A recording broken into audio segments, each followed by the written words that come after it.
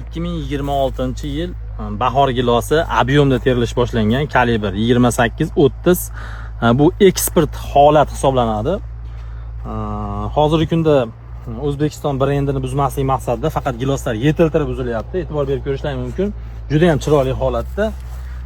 Giloslarni har bittasini og'irligi bir dona gilos agar yetilgan holatda yaqinroqdan olib ko'rsating, og'irligi qancha bo'ladi? Ko'rishingiz mumkin. Mana 9 gram.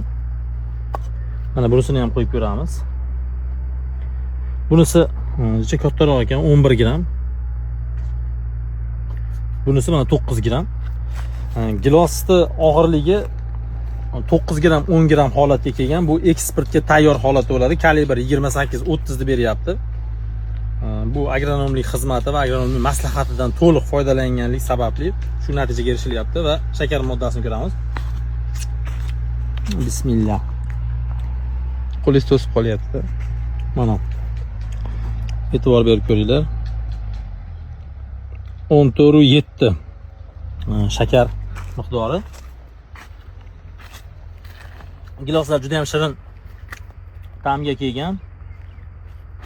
Mana yana bittasini ko'ramiz. Bismillahirrohmanirrohim.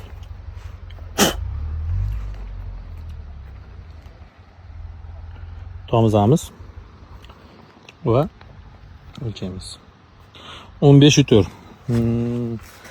Bu videoni qilishimizdan maqsad muxtlaridagi bog'lariga qarab turib shakar moddasi va kalibri va chiqayotgan ob'yomdagi holatni o'lchab yuribmiz. Adirli rayonida necha issiq balad joyida necha shakar moddasi va kalibr qancha bo'ladi? Past tekisli rayonlarida shakar moddasi qancha bo'ladi va kalibrini katta kichiligi qancha bo'ladi? Bu haqida ma'lumot yig'ishni boshlaganmiz. Inshaalloh yil yakunida giloslar haqida to'liq sizlarga ma'lumot beramiz. Mehnatlarga, videolarga bitta like bosamiz, obuna bo'lib qo'ying, bizni kuzatishda davom etasiz. Yangilikdan bexabar qolib ketmaysiz.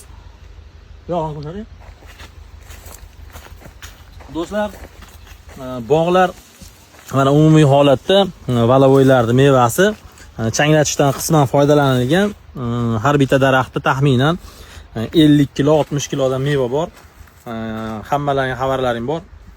Kamanda tuzyapmiz. 100 ta bog'bondan iborat, eng kamida 150 ta daraxt bo'lishi kerak. Yoshi ham 15 yosh, 10 yoshdan baland bo'lishi kerak bo'ladi.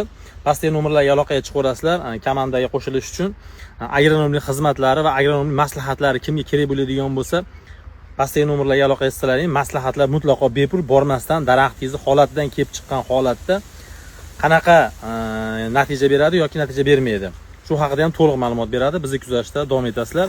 Gilos terimlar boshlandi.